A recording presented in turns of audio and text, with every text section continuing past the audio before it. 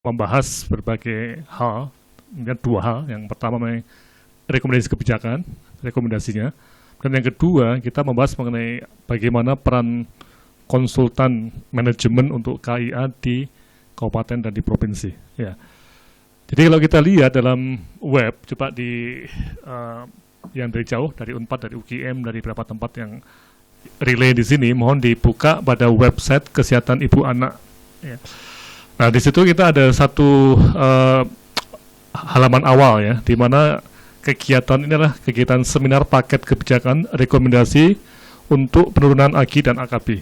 Nah, ini memang kalau kita lihat, ini merupakan satu rentetan dari kegiatan di Kupang yang awal September bulan lalu.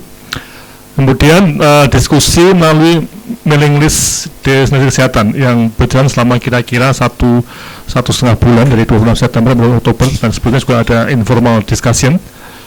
Nah, sekarang kita masuk pada paket kebijakannya, ya.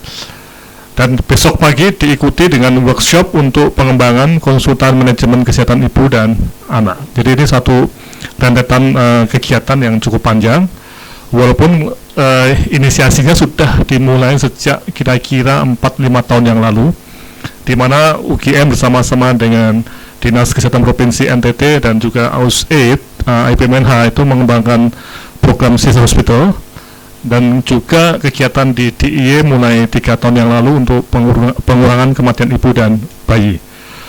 Nah, semua pengalaman ini kita coba rangkum dalam suatu kegiatan yang akhirnya akan menjadi suatu rekomendasi untuk paket kebijakan penurunan KIA dan AGI dan AKB ya, yang ada di kabupaten. Ya, slide berikutnya kita coba klik yang diklik seminar paket itu ya. Jadi kita klik ke sana. Nah, ketika klik hari ini ada satu TOR yang bisa kita baca sebagai pengantar di sini. Tadi Pak Hanefi sudah mulai terus ya.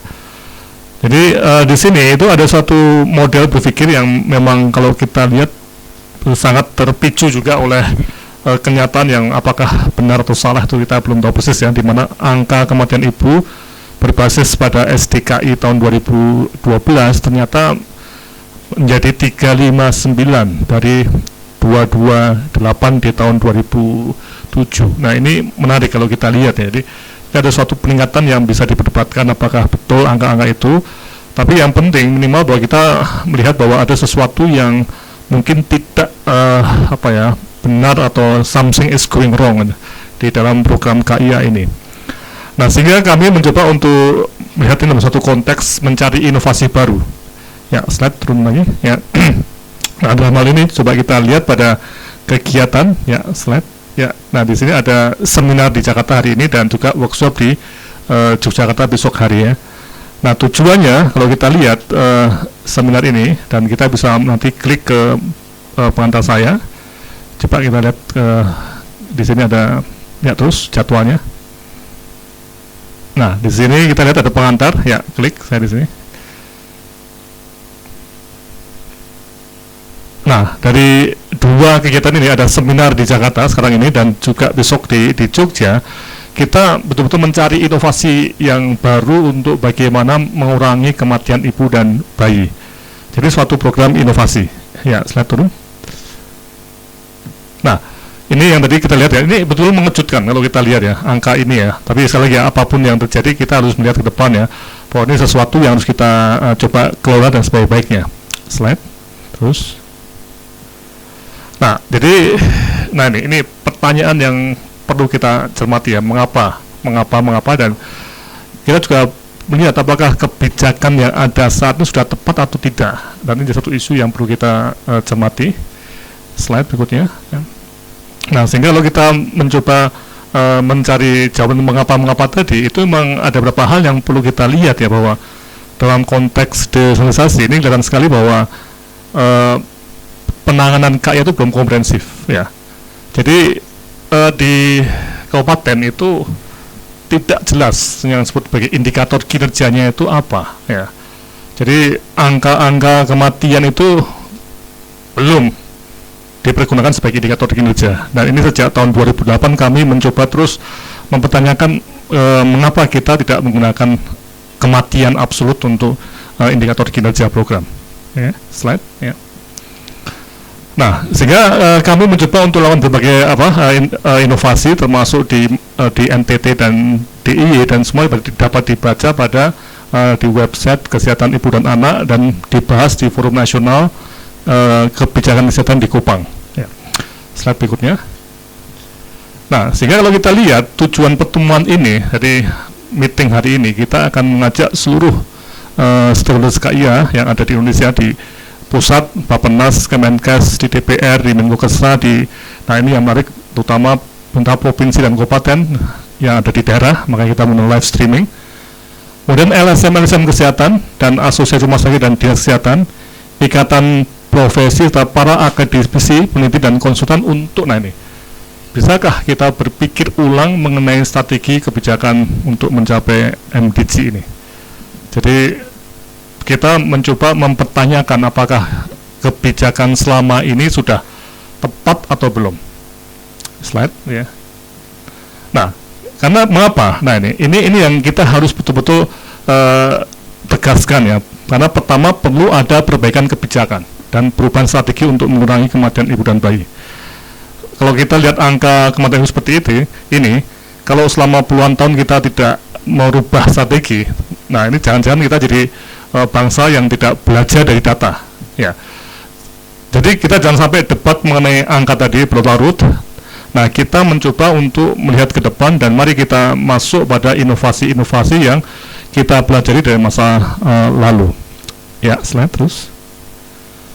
Nah, ini perlu didukung. Nah, ini yang menarik ya. Ketika kita bicara ke depan, kami melihat bahwa perlu ada semacam ketersediaan tim konsultan manajemen KI yang membantu Dinkes kesehatan di provinsi atau kabupaten kota dan juga Kemenkes untuk membantu menurunkan kematian ibu dan bayi. Nah, mengapa nih? Ini saya satu hal yang sangat sederhana. Kalau di PU ya, untuk membuat jembatan yang begitu sederhana ya, atau begitu standar tadi ya, itu oleh hukum harus ada konsultan perencana dan konsultan pengawas. Nah, untuk program kesehatan masyarakat yang sangat kompleks seperti KIA, ini mengapa tidak ada seperti di PU? Kenapa? Kalau kita lihat petugas-petugas KIA di kabupaten itu juga mudah-mudahan selalu ganti juga. Setiap mungkin 3-4 tahun sekali mereka berputar, ya. Jadi orang baru terus, ya. Kemudian juga di KIA banyak sekali SDM yang bervariasi mulai dari Dinkes, staf Dinkes sampai spesialis dan juga lintas sektoral. Dan itu butuh suatu kekuatan atau suatu keterampilan yang bagus untuk mengolahnya. Nah, inilah mungkin nanti kita bisa melihat adanya tim konsultan yang perlu kita dukung untuk membantu Dinkes di provinsi dan kabupaten dalam rangka menjalankan program KIA. Slide, ya. Nah, sehingga ini ada tujuan-tujuan di Jakarta yang ada 3. Jadi pertama menyajikan rekomendasi kebijakan. Tadi ya, kita mencoba untuk presentasi ini dari mulai hulu sampai hilir kebijakannya. Tadi nanti ada Bu Nur Zainab dan Pak Rukmono, SPOG. Bu Nur ada mantan Kadinkes Bantul, Pak Rukmono seorang dokter spesialis obskin. Jadi ini dua narasumber yang sangat-sangat kompeten untuk bicara mengenai strategi untuk hulu dan strategi untuk hilir. Kemudian yang kedua, ini bagaimana memahami mengenai peran, posisi, dan kemampuan teknikal asisten atau konsultan untuk pengurangan kematian ibu dan bayi. Nah, ini poin kedua. Dan yang ketiga adalah bagaimana kita bisa mengembangkan berbagai pola pengembangan tadi melalui penggunaan website dan teknologi telematika untuk mengurangi kematian ibu dan bayi. Ini penting. Mengapa? Kalau kita lihat di Indonesia itu ada 500 lebih kabupaten kota. Nah, cara paling mudah untuk menjangkau teman-teman yang di lapangan mungkin menggunakan model seperti ini yang kita mulai dari seminar hari ini, menggunakan telemedicine, telematika, teletraining dan sebagainya. Besok di Jogja kita teruskan pertemuan seminar hari ini dengan membahas pengembangan tim konsultan manajemen dan ahli teknis KIA di provinsi dan kabupaten. Nah, ini. Jadi ini mungkin kita akan lihat bertumpu pada perguruan tinggi setempat atau mungkin lembaga swasta, di mana mereka akan juga mendapatkan masukan dari mungkin pengalaman kami ataupun dari web ataupun dari luar negeri, dan tentunya akan ada suatu tim yang anggotanya itu lengkap ya, mulai dari seorang ahli kesehatan masyarakat, manajemen dan kebijakan KIA, sampai ke dokter ahli obskin atau dokter ahli anak. Nah, nih. Jadi satu tim yang tidak hanya 1, 2, 3 orang, tapi mungkin 5 sampai 6, 7 orang yang bekerja bersama untuk menurunkan kematian ibu dan bayi. Ini. Kemudian juga bagaimana membahas proses bekerja tim konsultan, dan yang sangat penting adalah bagaimana sumber dana untuk tim ini. Apakah ada atau hanya di atas kertas saja, atau hanya bertumbuh pada dana asing seperti AUSAID, atau mungkin juga ada di pemerintah daerah atau pemerintah pusat. Nah, ini besok kita juga akan bahas mengenai bagaimana tim itu dapat bekerja tentunya dengan sumber dana yang bisa diandalkan, sehingga kita bisa mulai kegiatan pengembangan.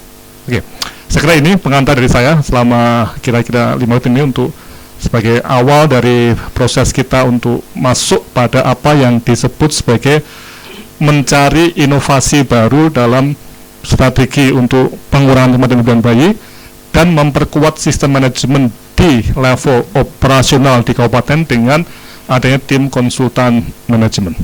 Saya kira ini yang bisa sampaikan Pak Hanifi, atau langsung atau kita teruskan? Ya, kita langsung lanjutkan ke sesi pertama dari Prof. Laksono juga untuk paket rekomendasi. Kami persilakan, Pak. Ya, oke. Nah, ini mungkin kita akan masuk pada dari teman-teman yang ada di Jogja, di Bandung, di tempat-tempat lain, bahkan juga yang di luar negeri, di Manchester ya, di Inggris. Coba diklik pada paket rekomendasi ini. Ya, di sini. Waktunya masih berapa, Mbak? Nih. Pas waktu. 6 menit lagi, Pak. 6 menit lagi. Ya. Karena ya. Oke, ini paket rekomendasi kebijakannya. Jadi ini yang kami coba rangkum selama berapa tahun terakhir, plus juga dengan adanya diskusi melalui mailing list selama 1 bulan terakhir ini. Ya, slide terusnya. Ya. Jadi kalau kita lihat ini ada suatu forum yang memang selalu ada di mailing list Desa Kesehatan, selalu diskusi ya. Terus ya. Nah, ini rekomendasinya. Jadi ini mencakup kebijakan hulu dan juga hilir ya. Terus nah, ini rekomendasi pertama ini berfokus pada kegiatan di level kabupaten kota. Nah, ini yang menjadi satu hal yang ingin kami tekankan, bahwa selama ini kelihatannya yang sangat giat atau sangat concern atau sangat peduli itu pusat ya. Tapi begitu ke daerah itu ternyata sulit sehingga ini jadi satu titik operasional kita dalam rekomendasi kebijakan tadi. Tapi pemerintah provinsi dan pusat berperan sangat penting sebagai pendukung kebijakan, dana, penyebar SDM sampai ke bimbingan teknis dan manajemen. Ya. Nah, ini yang sangat perlu kita cermati. Slide berikutnya, ya. Yang kedua, rekomendasinya adalah menggunakan pendekatan dari hulu ke hilir. Jadi kita tidak bisa lepas dari suatu kenyataan bahwa program KIA itu adalah program yang dari hulunya itu sangat-sangat kompleks juga, ada masalah kekurangan gizi, masalah penyakit menular, masalah yang disebut sebagai masalah reproduksi, kesehatan reproduksi, yang nanti akan turun dan hilirnya adalah masalah-masalah yang terjadi dalam pelayanan klinis. Ya nih. Jadi kita menggunakan pendekatan hulu dan hilir dalam konteks mulai dari orang sehat sampai ibu yang mungkin ada penyulit ataupun problem saat kelahiran yang butuh penanganan klinis. Ini. Slide, ya. Kemudian yang kedua, nah ini tadi sudah saya sebutkan bahwa di level kabupaten kota, mari kita menggunakan data kematian absolut. Ini sebagai indikator kinerja, ya. Dan nanti akhirnya akan dilakukan 2 pendekatan. Kita pakai absolut, yang kemudian akan di cross check dengan data survei, ya. Karena sampai sekarang ini masih kita tuh mengandalkan data survei ya. Jadi kematian absolut itu belum dipergunakan sebagai indikator kinerja program. Jadi kita mencoba untuk langsung aja, mari kita kembangkan pemahaman atau kebiasaan bahwa kita menggunakan kematian ibu dan bayi sebagai indikator kinerja. Cakupan K1, K4 dan sebagainya bisa dipakai, tapi itu lebih sebagai angka atau indikator tengah-tengah atau proses yang perlu diperhatikan. Kalau sudah terbukti K1, K4 tinggi, tapi ternyata kematian juga tinggi. Ya. Slide keempat. Nah, kita menggunakan surveillance response dan adrenalin. Ini harapannya ya. Jadi di daerah itu harus ada sense of urgency dan adanya adrenalin yang meningkat dalam program. Jadi itu perlu ada suatu aplikasi dari peningkatan surveillance response untuk kematian ibu dan bayi. Jadi semua kematian ibu dan bayi harus di AMP atau dilihat mengapa meninggal, dan harus juga direspon segera ataupun direspon yang tidak segera sesuai dengan apa yang ada di lapangan. Dan tadi kematian ibu dan anak yang tidak perlu atau avoidable harus dapat dicegah untuk tidak terulang lagi. Nah, dengan pendekatan ini kita bisa melihat misalnya di satu daerah ada 10 kematian, ada 6 kematian yang tidak perlu atau bisa dicegah. Harusnya tahun depan jangan jadi 10, tapi ya turun jadi 8 atau 6 atau siapa tahu langsung jadi 4 ya. Nah, ini maksudnya seperti itu. Jadi kita akan menggunakan data AMP untuk perbaikan, untuk respon. Slide. Yang kelima, nah ini kita harus menggunakan dalam konteks kabupaten kota pendekatan yang berbasis pada kebijakan berbasis bukti atau evidence based policy. Dan dalam planningnya harus menggunakan perencanaan berbasis bukti atau PBP, evidence based policy, planning based policy. Jadi, pokoknya perencanaan berbasis pada bukti, ya, atau evidence based planning, evidence based planning. Tapi kita singkat perencanaan berbasis bukti, dan ini yang kami kembangkan bersama UNICEF dan University of Queensland Australia untuk KIA di Indonesia. Jadi ada tools, ada alat untuk perencanaan berbasis bukti. Slide berikutnya.